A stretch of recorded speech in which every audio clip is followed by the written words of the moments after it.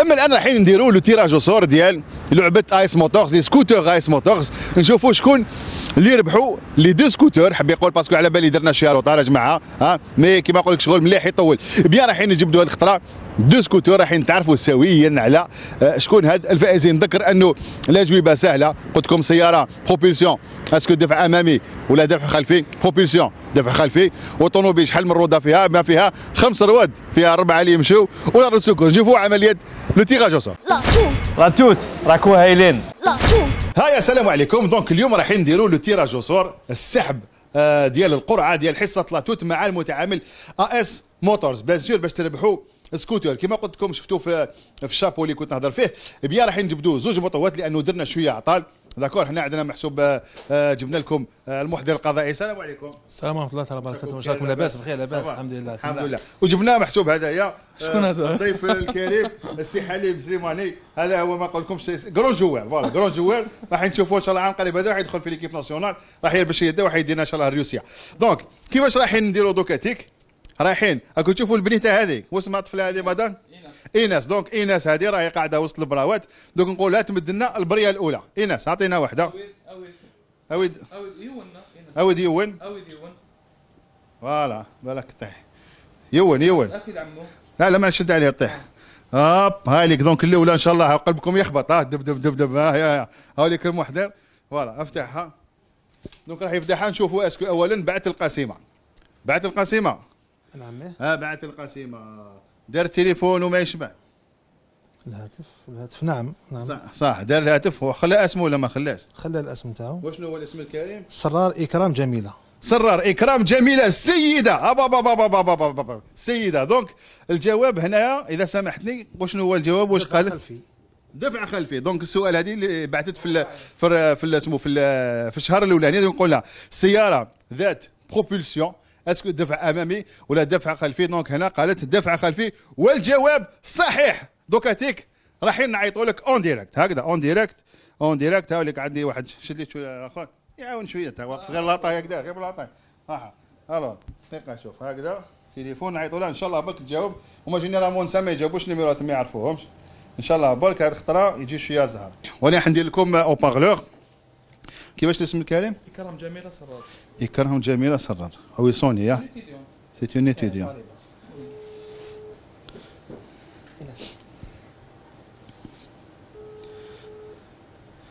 هاي سوني. الو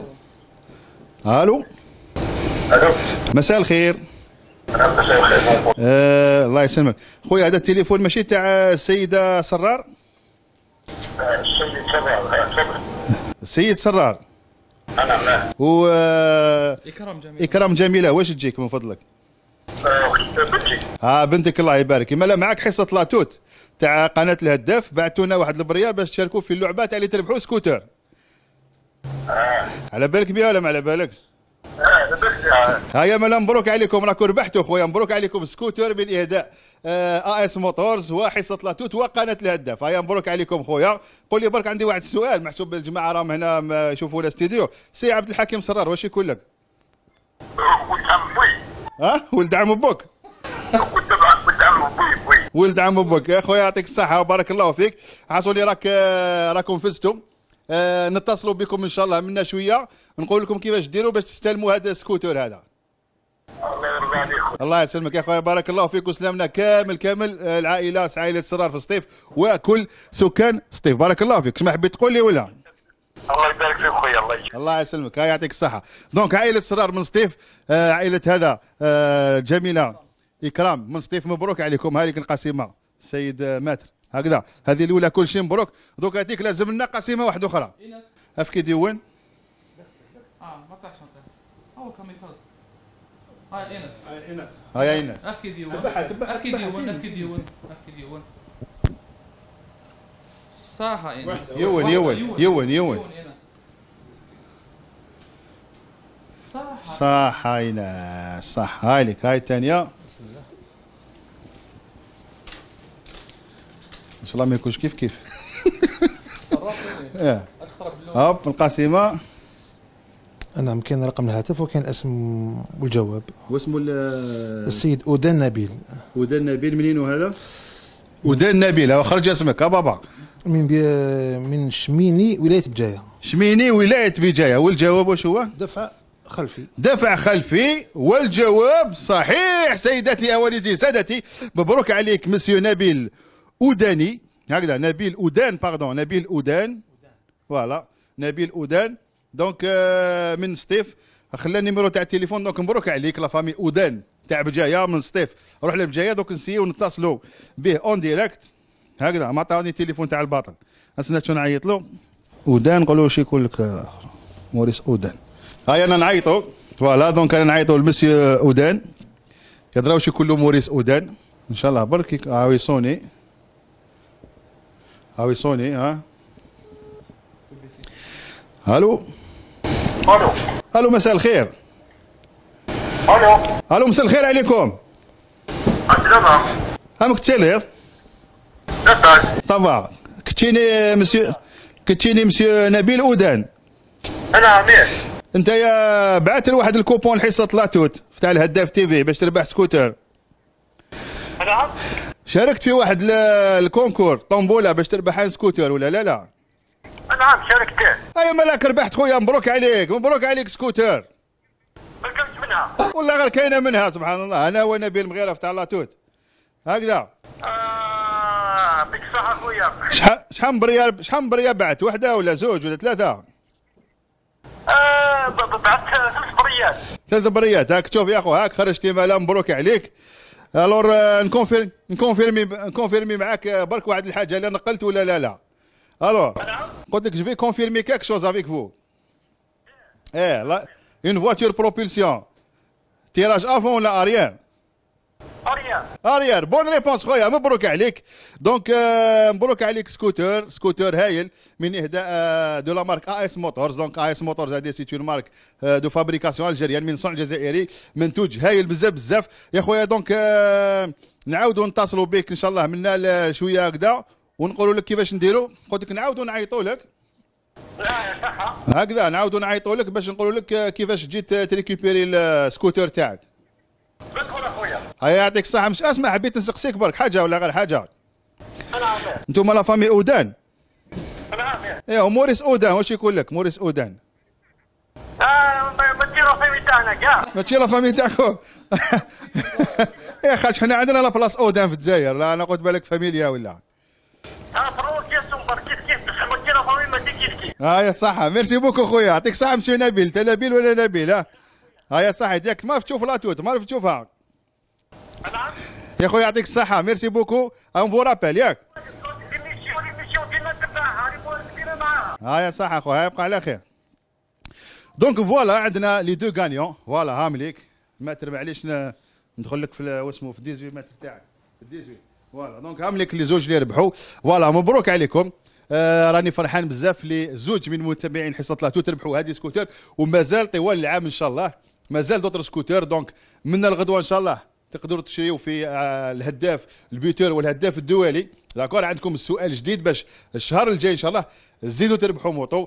السؤال بيان سور تشوفوه في لا ريبريك وشنو هو سؤال سهل ماهل. فوالا دونك يعطيكم الصحه اللي شاركتوا، بارك الله فيكم. نضربكم موعد السمانه الجايه ان شاء الله في نفس القناه نفس التوقيت وعلى شهر بوغ لوتر تيراج. يعطيك الصحه مات. شكرا. كاش ما حبيت تقول لنا كاش حاجه؟ بارك الله فيك. لا قدم لي هداء ولا لا شكرا. يعطيك الصحه. دونك هذا هو استوديو نخليوه باسكو رابح ماجر وعلي بن شيخ راه يستناو برا، نخليو لهم الاستوديو باش يجيو يخدموا مع السيد حكيم بوحنيك. هيا السلام عليكم. هيا زوين. دوك يدير لي شقلاله عليها. او يدن خوه. اي اما الان لعبه حل الوقت ديال اللعبه ديال ايس موتورز بيان هذوك اللي يربحوا لي سكوتر مبروك عليكم. والان راح نربحوا واحد اخر ان شاء الله في اللعبه تاع هذا الشهر هذا. بيان السؤال تاع هذا الشهر واش يقول؟ السؤال يقول لي سكوتر ايس موتورز هذو وين مخدومين؟ اسكو في الجزائر؟ اسكو في طومبوكتو؟ واسكو في الموزمبيق؟ هكذا يعني تقدروا تجاوبوا على هذا السؤال كي تروحوا تشريوا احدى من واحد من هذه الجرائد اللي يشاركوا معنا في اللعبه واللي هي الهداف. الهدف الدولي ولو بوتور تصيبوا القاسمه مع هذا السؤال اللي طرحته الان. قطعوا هذيك القاسمه، عمروا واش يلزم تعمروا وبعثوها في ظرف مغلوق، حاب يقول اون انفلوب لادريس اللي راهي مكتوبه في لو كوبون هذاك، ولا راهي مكتوبه الان صندوق بريد وقيلا رقم 60 ولا 66، ما رانيش سير يا جماعه، ما رانيش سير. دونك شوفوا واش كان مكتوب في الكوبون هكذا وبعثوها لنا، ان شاء الله تكونوا من الفائزين. فوالا اي بيان لعبه غنو الجزائر، اي بيان لعبه غنو الجزائر تقدروا من خلالها تربحوا كادو واحد اخر واللي هو رحله الى وهران بالطياره، ويديكم تحوسوا في لوزين ديال تشوفوا كمحسوب انفيتي في اي بي لوزين ديال وهران، وتباتوا في فندق 5 نجوم وتعاودوا توليو بالطياره الى الولايه ديالكم.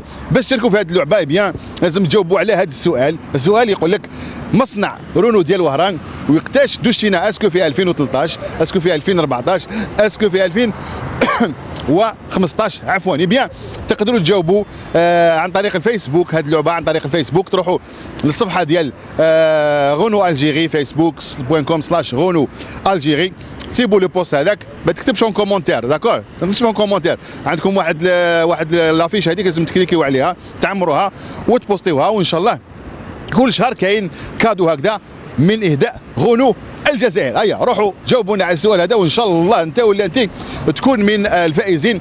للعلم انه الفائز هذا اللي يربح يقدر يعني يدي معاه الشخص اللي يحب هو صاحبه ولا واحد من الفاميليا تاعو، يديه معاه ثاني، يديه معاه كما يقولوا حنايا يشعب هو كذلك. فوالا لا توت راكو هايلين. السلام عليكم، واش راك الحاج؟ خويا اعطيني شويه نرمي لهم، انا ندي معاك الحسنه هذه تجيبها من الدار، تجيبها من الدار وكل يوم تجيهم هنايا.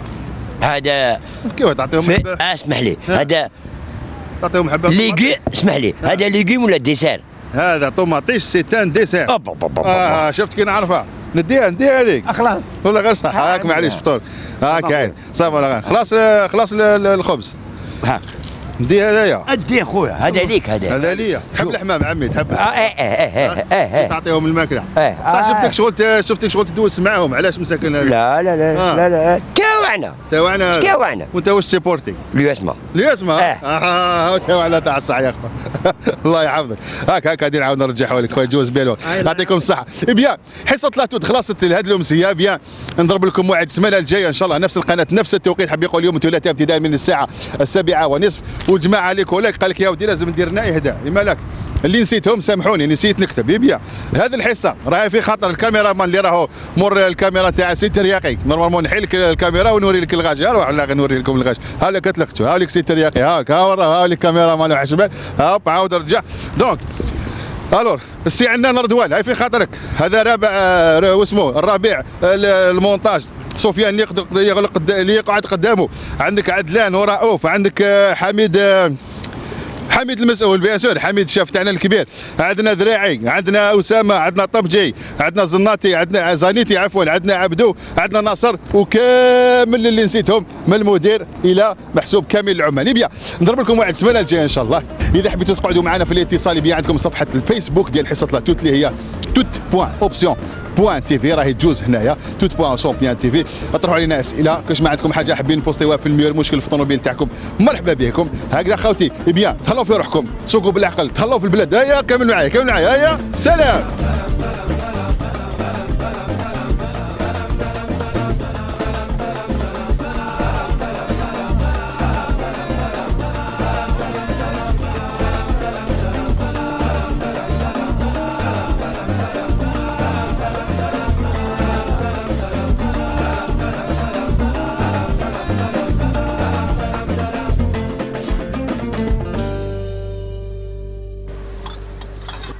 هذا البرنامج قدم لكم من طرف غنو الجيري.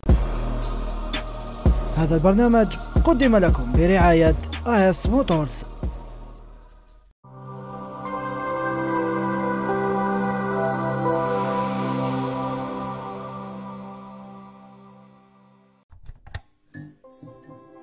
كيبان النور تبدأ هذه الحكاية الرايعة. شكون اللي يحرك خيوط ويعطيها معنى، يحقق الأحلام اللي تجمعنا، يدين تمجد الإتقان في العمل، عينين فيهم إصرار وأمل. جزائري يخدم وينصح ويفتخر كي ينجح.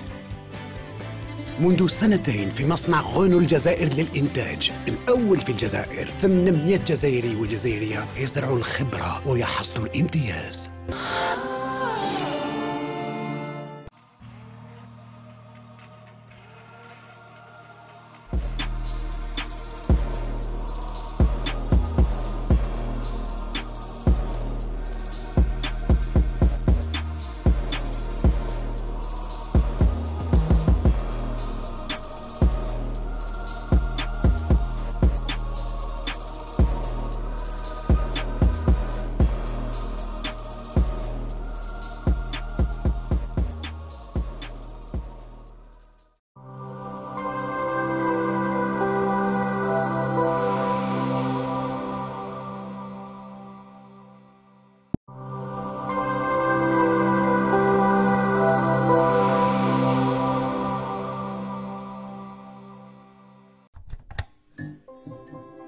كيبان النور تبدا هاد الحكاية الرايعة. شكون اللي يحرك خيوط ويعطيها معنى، يحقق الأحلام اللي تجمعنا، يدين تمجد الإتقان في العمل، عينين فيهم إصرار وأمل. جزائري يخدم وينصح ويفتخر كي ينجح. منذ سنتين في مصنع غونو الجزائر للإنتاج الأول في الجزائر، 800 جزائري وجزائرية يزرعوا الخبرة ويحصدوا الامتياز.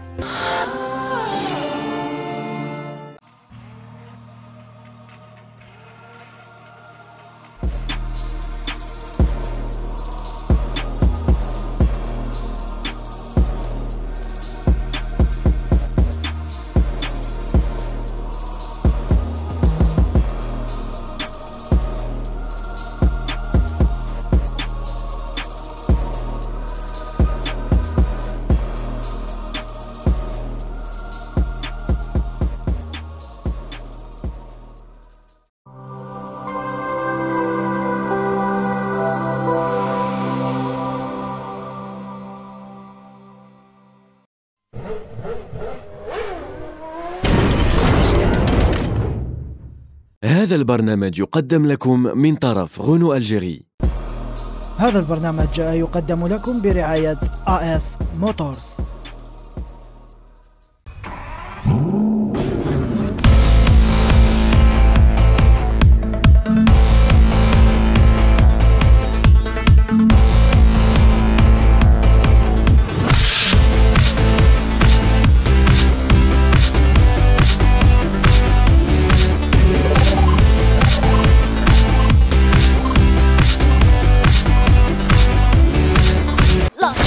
السلام عليكم، غود ايفنينغ، بونسوار، ازول، مرحبا بكم في حصه لاتوت. بيان، حصه لاتوت ديال اليوم راهي مهديه لواحد الولد الصغير هكذا، واحد الطفل صغير في عمره واحد 7 سنين 8.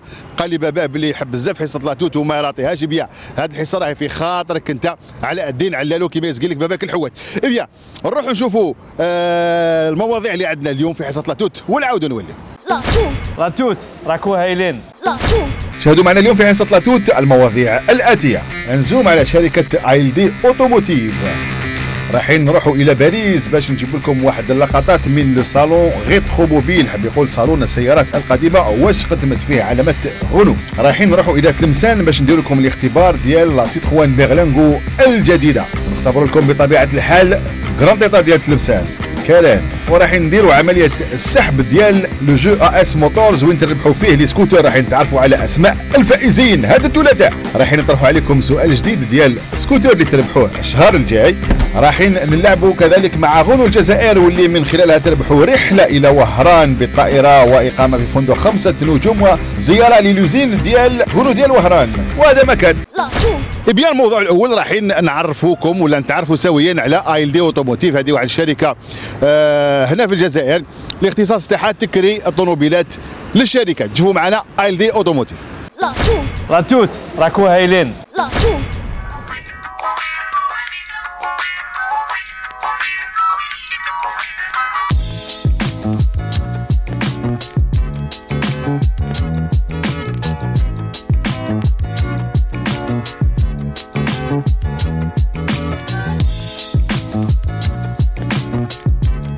commencé en Algérie en 2007, on a commencé avec bien sûr avec aucun véhicule. On a construit cette croissance au fil des années, croissance qui est constante depuis 2007 donc, et qu'on espère que cette croissance va se poursuivre et s'amplifier dans les années à venir et nous faisons tout pour ça bien sûr.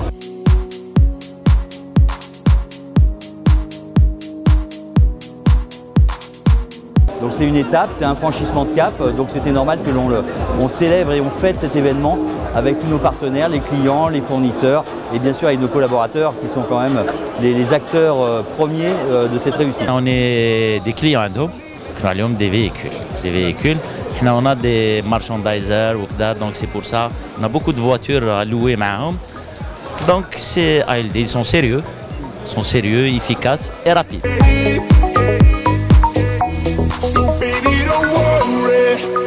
On fait de l'externalisation de gestion de flotte automobile.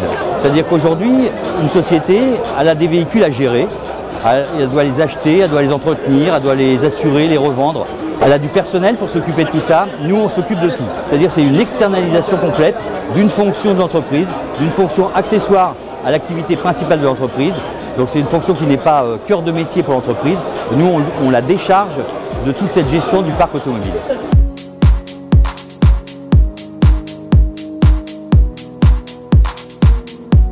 L'entreprise, elle n'a plus de véhicule, elle achète une fonctionnalité. C'est-à-dire que nous, on s'occupe de l'achat du véhicule, de son entretien. Lorsque le véhicule est en panne, on donne un véhicule de remplacement. C'est-à-dire que le collaborateur de l'entreprise, tous les matins, est sûr d'avoir un véhicule pour aller travailler et pour faire du chiffre d'affaires. Parce qu'en fait, si l'entreprise a des véhicules, c'est pour faire du chiffre d'affaires. Mais c'est une location. Parce que la belle, qui te connaît dans une location, ما نكسروش راسنا حنايا تكون اون بان سي لي فيدونج هما سي و شاك فوا باغ اكزومبل ان فييكول يدخل عندهم يعطونا فييكول دو رومبلاسمون.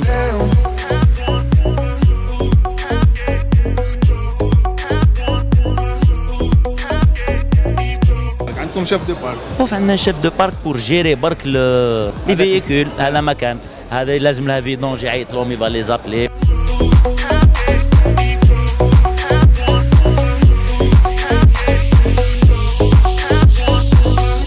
Pour les groupes, il peut y avoir des avantages, en effet, parce que, si vous voulez, quand on est en achat propre, eh bien, l'immobilisation est à l'actif du bilan, alors que quand on est en location longue durée, c'est-à-dire quand on externalise cette fonction, eh bien, c'est des frais, des coûts opérationnels, c'est dans le compte de résultat de l'année, il n'y a pas d'immobilisation au bilan de l'entreprise, il n'y a pas de mobilisation de trésorerie, puisqu'il n'y a pas à acheter les véhicules, donc il y a quand même tout un confort pour l'entreprise.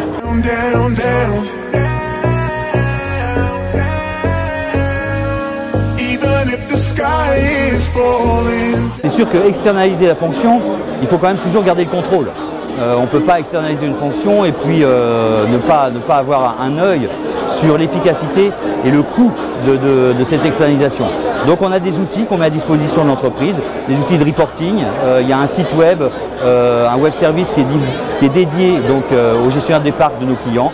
Ils peuvent avoir toutes les informations sur leur parc et ça autant qu'ils veulent puisque c'est des comptes qui sont dédiés aux clients de l'entreprise.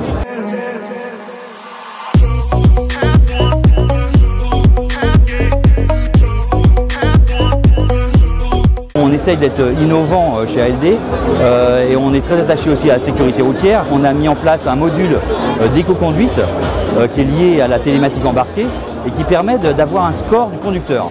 C'est-à-dire ça permet d'identifier un petit peu les populations à risque, les populations accidentogènes. Et dans ce cas-là, eh bien, ces populations, on leur fait des formations, on les sensibilise aux risques routiers et généralement, eh bien, ça diminue le taux de sinistralité des véhicules.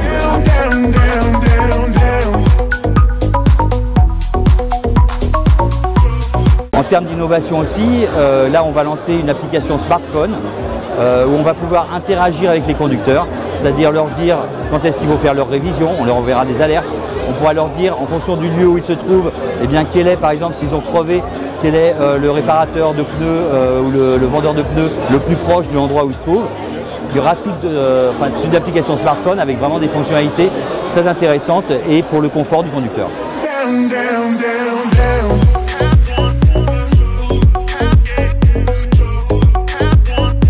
On a de l'ambition. Depuis 2 ans, on travaille beaucoup pour préparer une nouvelle étape de croissance parce qu'il faut quand même avoir des fondamentaux solides pour pouvoir faire une croissance durable et délivrer une qualité de service optimum pour le client. Donc on va un petit peu étoffer notre portefeuille client et notre portefeuille produit.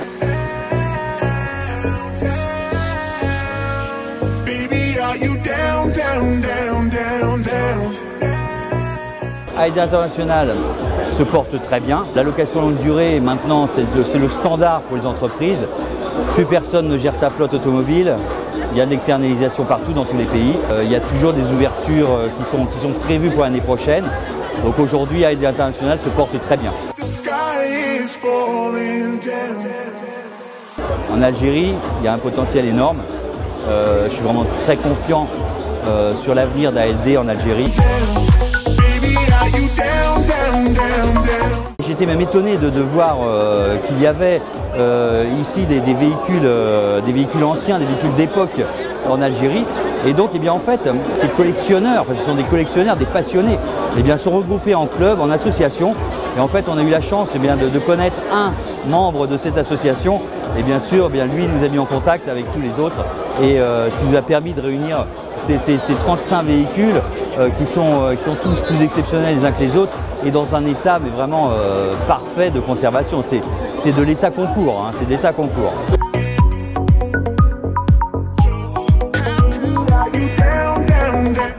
كيفاش تقول لي ما نعرفش نهضر وانت يا محسوب تعرف تهضر زوج لغات هكذا ايه واش من لغه راك حاب نهضر لك؟ هضر لي بالقبائليه تنميرت سي صح تنميرت.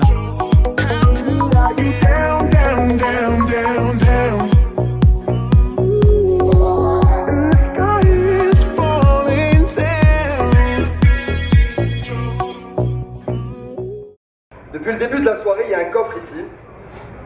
Voilà. Dans ce coffre, il y a une prédiction. C'est-à-dire, vous remarquez que le coffre est fermé à clé. Donc déjà, je vais confier la clé à quelqu'un qui veut se porter garant de la clé.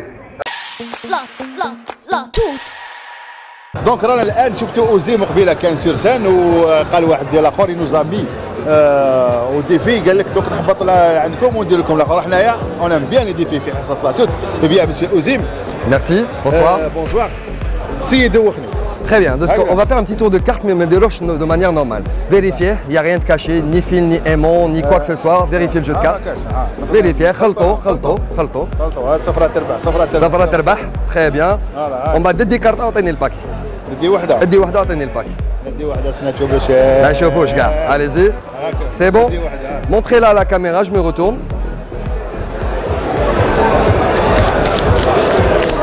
C'est bon. نديرو دوكا نقول لي ستوب وقتاش تحب. ستوب. حطها لهنا. Alors, gars les magiciens يديروا هكذا، خيار كارطة نحطوها في الباكي، on fait semblant de mélanger. سهلة دي نعرفها. Voilà, mais un vrai magicien ما يحوش على الكارطة، يخرجها de manière un peu spéciale. صح. يخلط، on fait semblant de couper aussi, pardon. Magicien. Voilà. Magicien. Soi-disant mentaliste. Donc on mélange bien mon ami. Voilà, tu vois que c'est bien mélangé. Quand tu vois que c'est assez mélangé, tu me dis stop. Si ça te va, c'est bon. Mazich, c'est. Ah, comme le paquet. Alors un vrai magicien au Shider, s'il se concentre bien, il n'a pas besoin d'aller chercher la carte. La carte Khorjouhada, non seulement Khorjouhada, mais en plus regarde comment elle va sortir. Elle va sortir comme ça, regarde. Hein.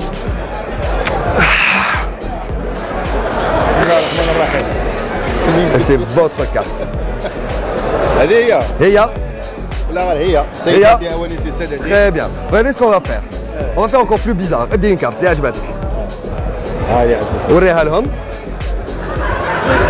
C'est bon?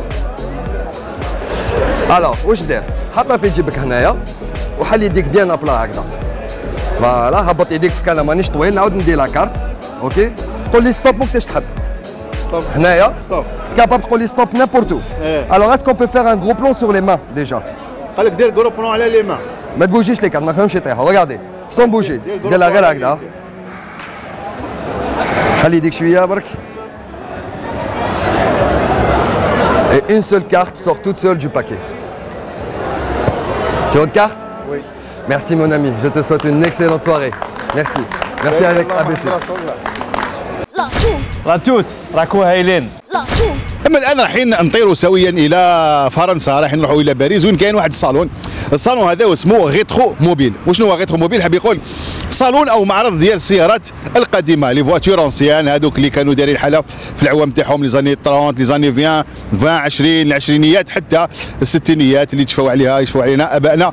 بيان رايحين ندخلوا بالكاميرا تاعنا للصالون غيترو موبيل هذايا ونشوفوا واش خدماتو واش دارت تماتيك واش عرضت علامه غنو في لقطه غنو ديال الاسبوع. شوفوا معنا.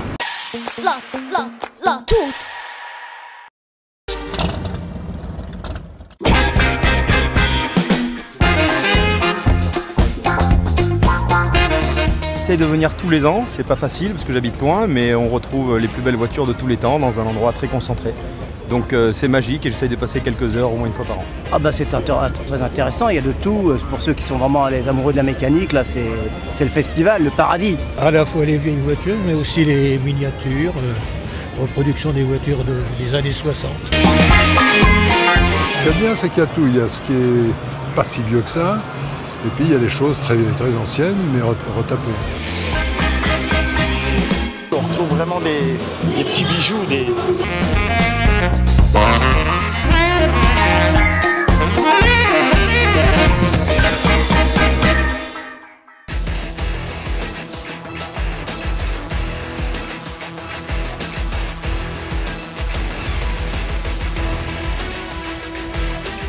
La thématique de cette année, elle est partie de Trésor. Lorsque le design nous a parlé de ce concept, on s'est dit, là voilà la bonne idée. On va parler des racines du French design à travers 120 ans d'histoire de Renault autour de ce concept absolument fabuleux. Pourquoi Trésor? Ben regardez, l'étoile qui est là, enchâssée à l'arrière du véhicule, vient directement des Stella, qui était la marque premium de Renault dans les années 30. Et on a pris une étoile d'une de ces voitures et on l'a mise sur Trésor. Quand on trouve des pépites comme ça, on n'a qu'une envie, c'est de leur redonner toute leur élégance d'époque. Par exemple, cette Renault Stella était entièrement restaurée, repeinte. Mais il arrive parfois, comme sur le coupé, qu'on les laisse dans leur jus. Parce que c'est un jus exceptionnel qui raconte toute une histoire aussi. Évidemment, nous avons fait la part belle alpine en exposant 6 alpines de collection, retraçant la saga alpine qui accompagne l'Alpine Vision. S'il fallait n'en choisir qu'une parmi la dizaine de voitures présentées sur le stand Renault de Rétromobile, eh bien ce serait elle, la Renault 5 Turbo, notre coup de cœur, modèle mythique des années 80. Ce véritable petit bolide fait le plein de testostérone avec un design racé, taillé pour la compétition, où d'ailleurs elle excelle avec Jean Ragnotti aux commandes.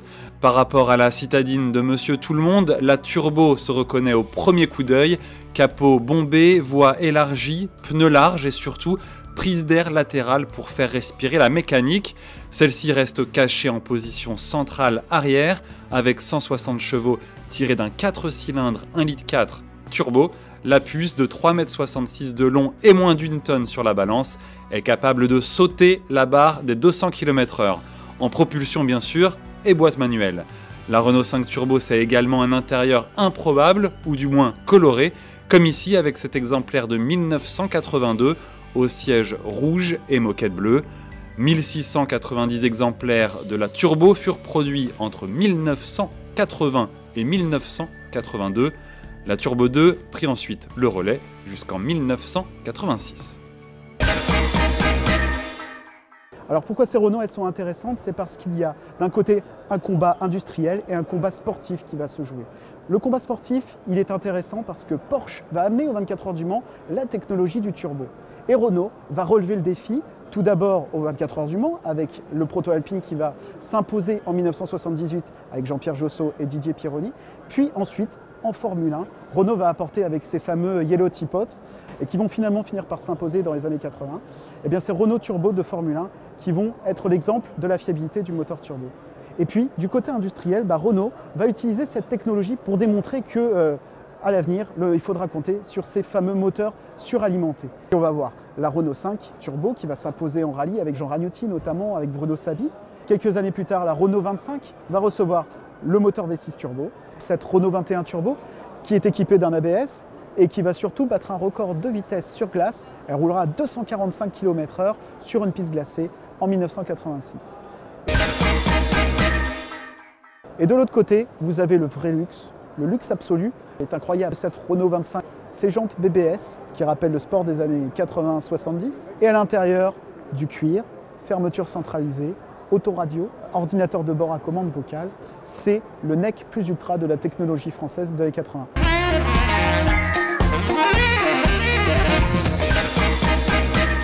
On a l'image de Renault, marque populaire. Or, avant-guerre, c'était aussi une marque de luxe. Et oui, même de très haut luxe, de prestige, puisque Renault a proposé dès les années 20 des voitures qui faisaient 40 chevaux, qui étaient des voitures qu'on retrouvait dans la cour C'était des voitures qu'on retrouvait dans la cour de l'Élysée, par exemple. Le président de la République roulait en 40 chevaux. C'est vraiment des voitures très haut de gamme. Les concurrentes, c'était les Hispano-Suiza, les Delage, des marques de ce renom-là. Donc c'était vraiment extraordinaire. Mais assez vite, Renault a compris qu'il avait un problème d'image. Renault proposait déjà une gamme très large, et avec notamment des voitures, pas populaires, parce que de toute façon, à l'époque, les voitures étaient chères, mais c'était quand même des voitures accessibles.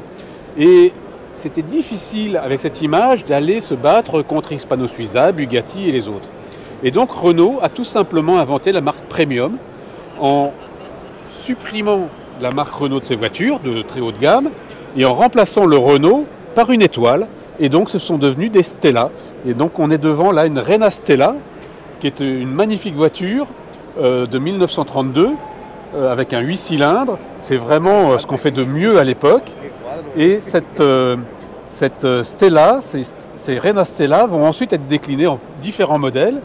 Et vous avez ici une Viva qui a également une étoile sur son capot. Alors celle-ci est une Viva Grand Sport parce que c'est un châssis un peu plus court, donc un peu plus sportif, mais on est dans cette même logique de haut de gamme.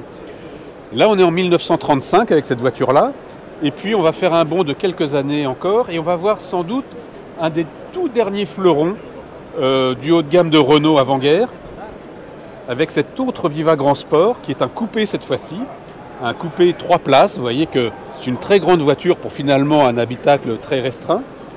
Et cette voiture est sortie d'usine en mai 1939.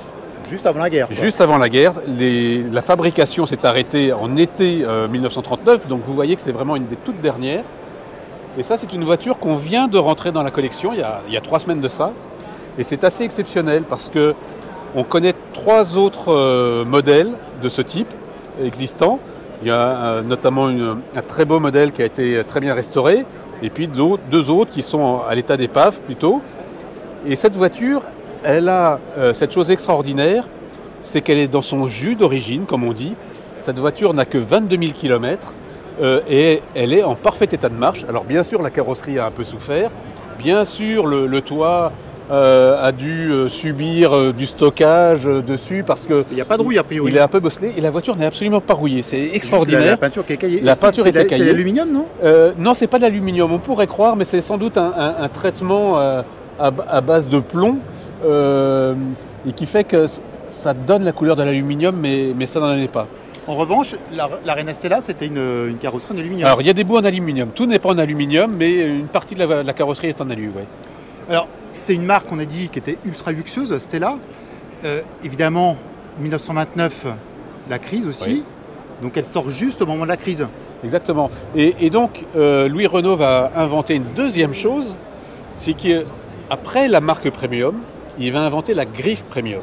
C'est-à-dire que Stella, il va le décliner dans la gamme sur des modèles moins chers, moins luxueux. Et vous allez prendre, par exemple, je ne sais pas, une Prima.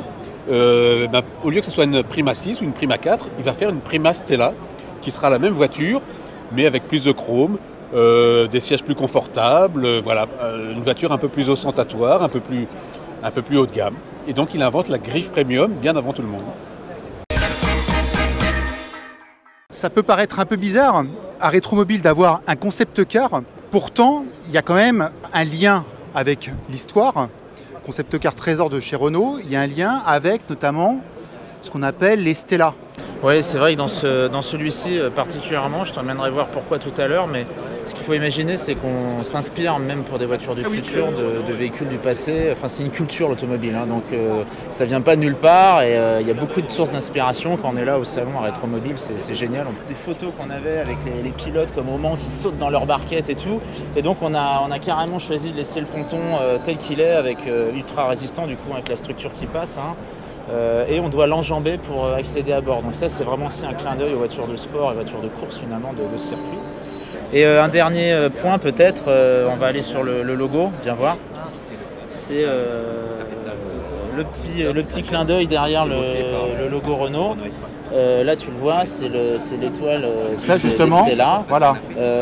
Comme cette auto, elle se veut être un manifeste de la marque Renault. C'est vraiment une voiture qui porte nos valeurs et pour du long terme. C'est un véhicule de concept car de marque, tu pourrais dire. On a été puisé dans notre passé et c'est vrai qu'elle a beaucoup de présence, elle a beaucoup de prestance. Et on s'est souvenu des véhicules Renault haut de gamme des années 20, des années 30 et ils étaient siglés Stella, c'est-à-dire qu'avec cette étoile au-dessus de losange.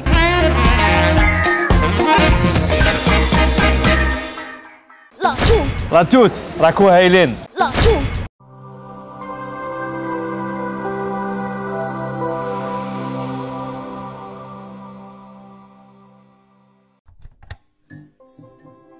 كيبان النور تبدا هاد الحكايه الرايعه. شكون اللي يحرك خيوط ويعطيها معنى؟ يحقق الاحلام اللي تجمعنا. يدين تمجد الاتقان في العمل. عينين فيهم اصرار وامل. جزائري يخدم وينصح ويفتخر كي ينجح. منذ سنتين في مصنع غونو الجزائر للإنتاج الأول في الجزائر 800 جزائري وجزائرية يزرعوا الخبرة ويحصدوا الامتياز.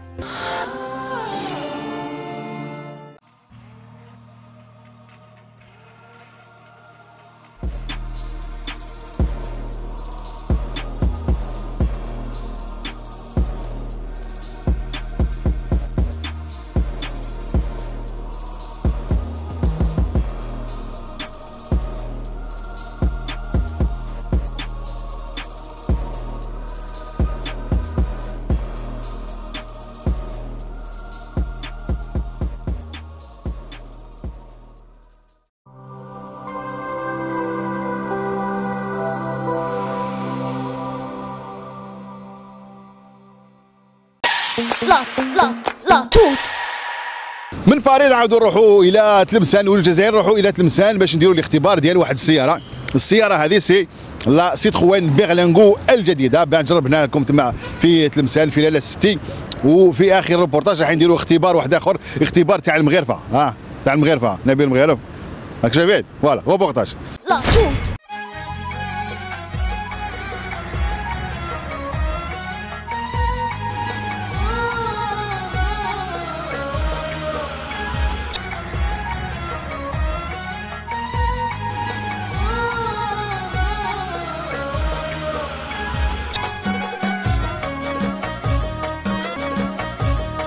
سيتروان هي اللي بدعت لو سيغمون ديال لو بيرلينغو واللي يسمى لودو سبيس. بعدها ظهرت عدة موديلات ديال المنافسة أو عند المنافسة مثل الكادي، الكونغو، البارتنير إلى غيرها. إلى حد اليوم تباع في العالم حوالي 3 ملايين إكزومبلار من لو بيرلينغو. أما عندنا في الجزائر المبيعات وصلت إلى 30,000 وحدة منذ 2008.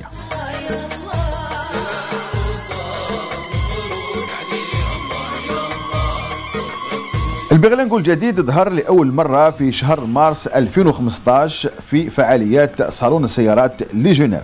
من حيث الديزاين نلاحظوا واجهة أمامية أي اون فاس افون أكثر شخصية وجرأة من الموديل اللي قبله، ولكن بلا ما تخلق القطيعة مع لو بيرلينغو اللي كان من قبل.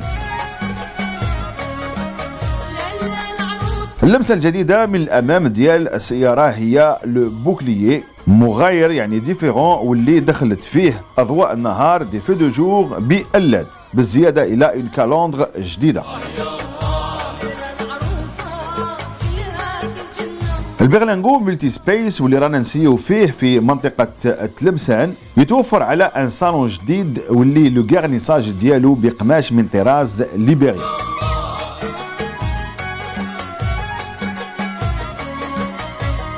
الجديد الآخر هو دخول طابلات تاكتيل ديال 7 بوس. هذا الأخيرة تريغلي كامل لي فونكسيون ديال لا نافيغاسيون لي ميديا بزيادة إلى لو ميرور سكرين واللي من خلاله يمكن لافيشاج ديال لو سمارت فون على لا طابلات ديال الطوموبيل. البرلانغو الجديد متوفر في 3 فيرسيون لايف فيل اكس تي ار وشاين. طول الليدو سبيس 4.38 متر، العرض متر و81 بلا ما نحسبوا لي ريتروفيزور، الارتفاع متر و80 اما لومباتمون يساوي مترتين و73.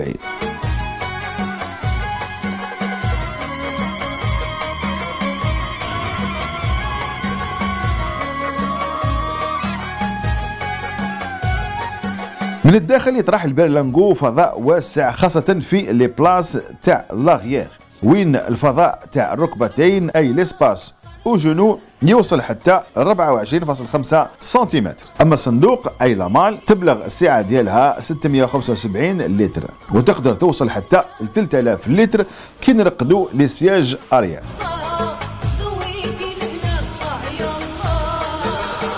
الإشارة لبونكات أغيير من طراز 3 مقاعد منفصلة أي 3 سياج انديبوندون. البيتاكل فيه كذلك العديد من لي زيسباس دو رانجمون من نوع موديول توب واللي تقدر ترفد حتى 170 لتر.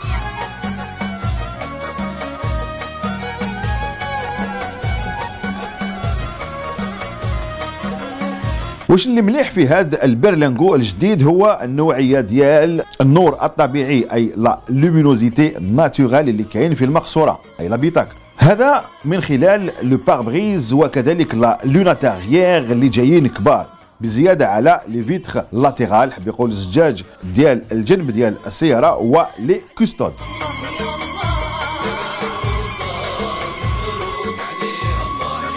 الطوموبيل متوفرة في طراز لايف ب3 محركات. عندنا 1.6 اسانس 110 شيفو وفي الديازل عندنا موتورين 1.6 اتش دي 75 حصان ولو 1.6 اتش دي 92 حصان. اما لي فيرسيون فيل اكس تي ار وشاين متوفرين بمحرك واحد واللي هو لو ديازل 1.6 92 شيفو.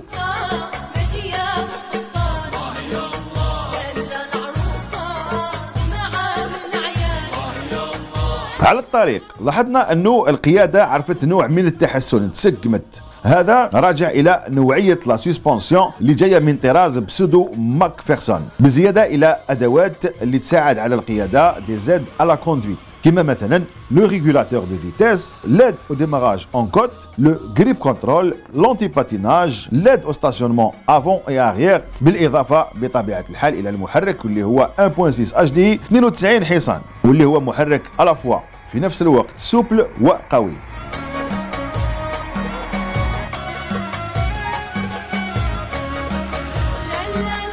لمن يهم الامر البرلانغو الجديد متوفر كذلك بون فيرسيون كوميرسيال اي طولي وعلى نوعين. كاين ال L2 اللي يقدر يرفد حب يقول في لاريير ديالو حتى ل 3.71 متر مكعب، اما لو L2 شويه كبير عليه يقدر يرفد حتى 4.1 متر مكعب.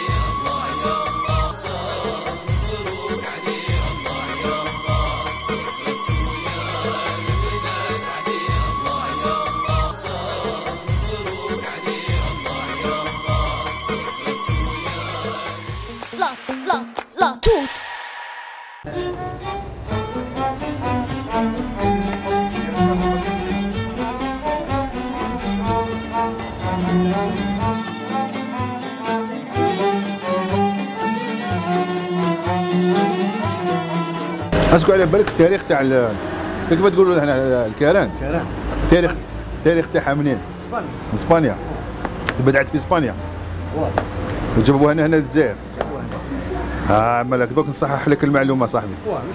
ها مالا شوف الكيران بدات في الجزائر في وهران في سانتا كروز. اسبانيول بصح هما اللي بدعوها. هاكو شوفوا المشاهدين راني نقصر مع صاحبي وانتم ماركيو. مالا كاين في سانتا كروز كانوا ساكنين اسبانيول هكذا. والباي ذاك الوقت الباي تاع وهران دار لهم حصار ما خرجوش قست واحد 6 شهور 7 ما خرجوش من الحصار هذاك. بدات تنقص لهم الماكله عبالك عندهم الرافيطايمون نقص مالا قعدت لهم غير الحمص. الجنود بداو يجوعوا الجنود الاسبانيول بداو يجوعوا منين يخرجوا الاخرين يقرصوا عليهم ما كاش كيفاش. جا الكوموندون تاع اسبانيول هذوك هبط عند الشيف كوزيني قالوا دبر راسك قالوا شب عليه الجنود. الاخر راح خزر في كيما حنا نقولوا في السده تاعو صاب غير الحميصه واش دار رحاها وزاد لها شويه هاك تعرف شويه زيت شويه ماء شويه هذيك ملح وفايده كيما راكم طيبوها هنا ودارها في الكوجه في بالو تخرج له خبزه باش يوكل. خرجت له الكاران الكارانتيطا كيما حنا نقولها في الجزائر العاصمه هنا يقولها كاران. خرجت الكارانتيطا وكاران وجات بنينه كلاو منها الجنود شبعوا وكذايا وسمع لك هذاك الكوموندون سمع هبط الكويزيني قال له ارحم بابا قال له واش هذا اللي طيبته بيان سور يهضروا بالاسبانيوليه.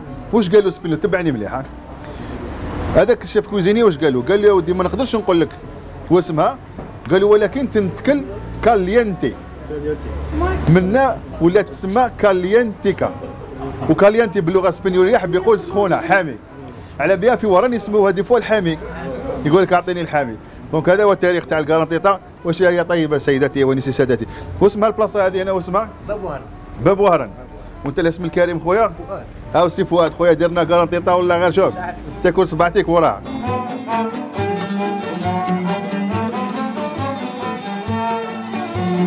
عاود فهمني وليدي ما فهمتش كيفاش تاع الفورماج هذا. كيفاه؟ فورماج كيفاه؟ يديروه في الخبز وعاود يدير الكران عاود الهريسه. الخبز الكران والفورماج والهريسه ها؟ ايه شوف فيه قال لك خسر في عمو ها؟ انت تحبها بالفورماج؟ ها؟ تحبها بالفورماج ولا بالطون؟ ها؟ نحبها بالفورماج. بالفورماج دونك هذو هما لي فيرسيون جدد تاع الكران صاحبي ها؟